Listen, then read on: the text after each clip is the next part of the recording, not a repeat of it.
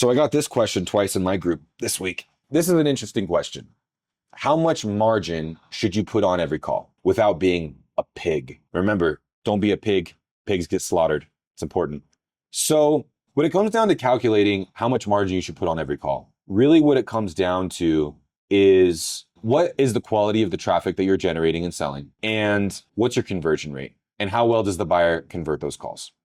So to make a long story short, if you're running Medicare calls and your cost to buy those calls is $40 a call, and your buyer has a $200 cost per acquisition goal, we both know that you need to be at a 1 out of 5 conversion rate. 5 billable calls at $40 per call is $200.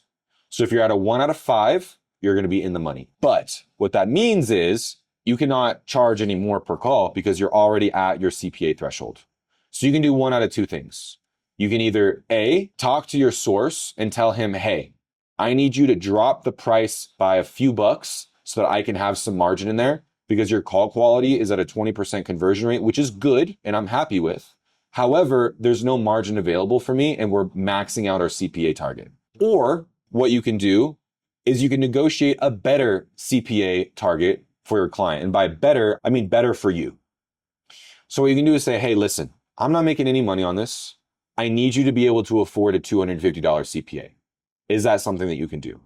And you would be surprised. Some of these buyers are actually super open to it and they only hit you with the $200 CPA target because that's what they want in their ideal world so that they can hit their own internal performance metrics and they can be making a bunch of money. But the reality is, if you tell them, hey, my calls are fire, they're converting at 20%, you're loving them, I want to scale with you, but I'm not making any money.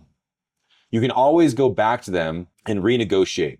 And the reality is, as much as they want a $200 CPA, they really want to make sure that their agents stay fed. And they really want to make sure that they have really, really good calls that are coming into their ecosystem.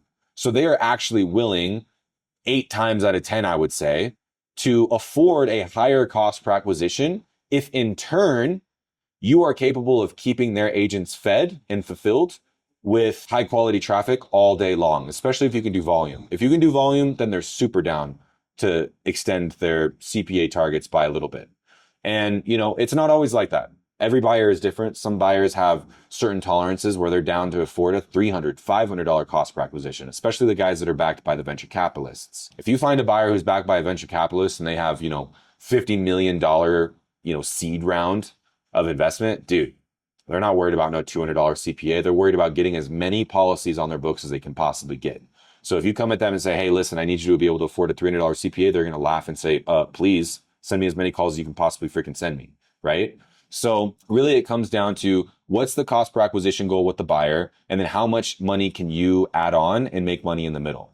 Because if you are charging $40 per call, you're at a 20% conversion rate. Now you have a $200 CPA. If you increase to a $50 payout per call, and you have a now $10 margin because you're paying your source $40, you can go back to your buyer and say, hey, now we can scale this thing. And now you have a $10 margin. Pro tip, media buyers and pubs will always want wholesale deals. And they'll usually take wholesale deals because they know if they can do wholesale and they can move more volume, it's going to make more sense for them than doing less volume and taking a smaller cut, or taking a bigger cut. Every media buyer just wants to make more money and they just want to do bigger numbers. It's an ego flex for them. It's an ego flex for us. If one day we do 10,000 billable calls in a day, I'm going to be able to look back and be like, LOL, bro, I remember when we were doing 1,000 calls a day. That's crazy. That's crazy. That's crazy. We're crushing it, right? It's the same thing with media buyers. We all just want to push the limits. So pro tip, if you go back to your media buyers and you say, hey, listen, this buyer that we're running with currently is crushing it. I really need you to give me a $5 margin on this because I'm not making any money. And the good news is if you give me that $5 margin, I will negotiate further with this buyer. I can get us potentially better payment terms and I can get more agent availability so we can send more calls. And instead of us sending the 50 or 100 billable a day we're at right now, if you can do 35 instead of 40 and you give me that extra $5, we can take 1,000 billables a day starting tomorrow. Can you feel that? And then they'll scratch their chin. Yeah, I'll take it, right? Now that they're trying to, 37, bro, I need you to be at 35 because I got another source who can do it for 35 and his quality is just as good as yours. Can you do 35? Yeah, okay. Now you negotiate down with the pub and you negotiate up with the buyer. So now we went from a $0 spread to now we have a $15 margin. Now that you have a $15 margin, you are in the money. You can make a lot of money with a $15 margin, bro. 1,000 billable a day with a $15 margin. You do the math. 15 bands a day, bro. Nuts. Insane money, right? 15 bands a day will change a person's life. So again, and can we just talk about this for a second? This is with no upfront cash. You are not paying for this traffic. You are simply brokering this traffic. And this is also by you playing the long game. If you come at these buyers and you say, oh no, we have to be at 50, and the buyer's like, I'm not going to do this. And you're like, screw this guy. He doesn't want to do it. The reality is the buyer's the one with the budgets. The buyer is the one with the cash that can pay you, especially these guys that are VC backed, bro. They're down to throw cash at anything as long as there's a potential for them to make a lot of money and to be adding more insurance policies to their books.